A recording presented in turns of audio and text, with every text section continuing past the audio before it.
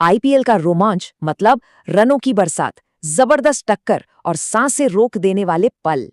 तो चलिए आज बात करते हैं एक ऐसे ही धमाकेदार मैच की, मुंबई इंडियंस और कोलकाता नाइट राइडर्स के बीच का वो मुकाबला जहां स्कोरबोर्ड पर 220 रनों का एक पहाड़ खड़ा कर दिया गया। आइए इस पारी की पूरी कहानी को समझते हैं। अब सबसे बड़ा सवाल तो यही है कि केकेआर ने 220 रनों का ये किला आखिर बनाया कैसे? कौन थे इसके हीरो और कहां पर मुंबई से चूक हुई? चलिए इस पारी की कहानी को परत दर परत खोलते हैं। तो कहानी शुरू होती है टॉस से। मुंबई इंडियंस ने टॉस जीता और फैसला किया पहले गेंदबाजी करने का। अब सबकी नजरें थीं केकेआर के ओपनर्स पर कि वो अपनी टीम को कैसी शुरुआत दिलाते हैं। और क्या शुरुआत थी वो। क्रीज पर उतरते हैं अजिंक्य रहाणे और फिन एलन, और दोनों ने आते ही अपने इरादे साफ कर दिए थे। कोई इंतजार नहीं, कोई डिफेंसिव खेल नहीं, पहले ओवर से ही मुंबई के गेंदबाजों पर जोरदार हमला। और फिर आया वो ओवर जिसने मैच का मोमेंटम पूरी तरह से केकेआर की तरफ खींच लिया। फिन एलन ने हार्दिक पांड्या के एक ही ओवर में पूरे 26 रन बना डाले। बस यहीं से गेम बदलना शुरू हो गया था। उस एक ओवर ने सच में मैच की पूरी हवाई बदल दी। मुंबई के गेंदबाज एकदम से प्रेशर में आ गए और केकेआर ने इस मौके को दोनों हाथों से लपक लिया। जरा पावर प्ले के इन आंकड़ों को देखिए। टी20 में पहले 6 ओवर बहुत ही जरूरी होते हैं और केकेआर ने इसका पूरा फायदा उठाया। 69 रन्स सिर्फ एक विकेट के नुकसान पर। यह एक ऐसी मजबूत नींव थी जिस पर एक बड़े स्कोर की इमारत खड़ी होनी तय थी। लेकिन क्रिकेट का असली मजा तो यही है, कहानी हर ओवर में बदल सकती है। और यहाँ कहानी बदली जब गेंद आई शार्दुल ठाकुर के हाथों में। मुंबई को एक विकेट की सख्त जरूरत थी। ठाकुर का सबसे बड़ा हथियार वो थी उनकी स्लोअर बॉल।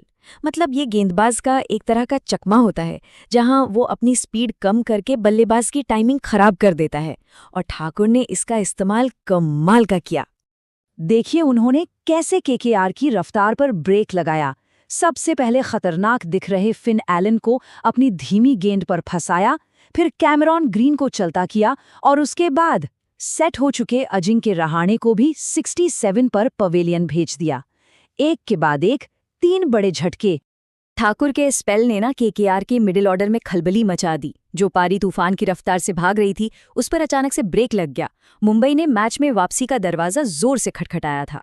इस टेबल को देखिए, पूरी कहानी साफ हो जाएगी। 69 पर पहला विकेट गिरा था और 145 रन्स तक पहुंचते पहुंचते केकेआर अपने 3 सबसे अहम विकेट खो चुका था। मुंबई इंडियंस ने क्या जबरदस्त वापसी की थी। लेकिन रुकिए, पिक्चर अभी बाकी थी। क्रिकेट में कहते हैं ना, अंत भला तो सब भला। अब बारी थी पारी के आखिरी ओवरों की, जहां एक और पार्टनरशिप ने जन्म लिया। क्रीज पर एक साथ आए अंकित रघुवंशी और रिंकू सिंह। इन दोनों ने मिलकर पारी को सिर्फ संभाला ही नहीं, बल्कि उसे फिर से वो रफ्तार दी जिसकी केकेआर को सख्त जरूरत थी। ये चार्ट पूरी पारी की कहानी कह रहा है। एक तरफ एलन और रहाणे की वो 69 रनों की विस्फोटक शुरुआत, तो दूसरी तरफ रघुवंशी और सिंह की 60 रनों की वो बेशकीमती साझेदारी जिसने पारी को एक मजबूत अंजाम दिया। और 19वें ओवर में तो पूरा फिल्मी ड्रामा देखने को मिला। रघुवंशी ने चौका लगाकर अपना अर्धशतक पूरा किया और अगली ही गेंद पर आउट। हार्दिक पांड्या ने कमाल की वापसी की। एक पल में जश्न और अगले ही पल खामोशी। अब बस आखिरी ओवर का खेल बचा था और केकेआर एक बहुत बड़े स्कोर के करीब खड़ा था। सवाल बस ये था कि क्या वो 220 का जादुई आंकड़ा पार कर पाएंगे। 19 ओवर खत्म होने के बाद स्कोर बोर्ड पर 210 रन लग चुके थे। अब सबकी नजरें आखिरी 6 गेंदों पर थीं। और सबसे बड़ी बात, आखिरी ओवर डालने कौन आ रहा था? जसप्रीत बुमराह, दुनिया के सबसे बेहतरीन डेथ बॉलर्स में से एक। उनके सामने 10-15 रन बनाना किसी भी टीम के लिए एक बहुत बड़ी चुनौती होती है। लेकिन केकेआर के बल्लेबाजों ने ये भी कर दिखाया। उन्होंने स्कोर को 220 तक पहुंचा ही दिया और मुंबई इंडियंस के सामने रख दिया एक विशाल लक्ष्य। तो 220 रनों के इस पहाड़ जैसे लक्ष्य के साथ ये सवाल पूछना तो बनता है कि क्या ये मैच पहली पारी में ही खत्म हो गया था? इसका जवाब तो दूसरी पारी में ही मिलना था।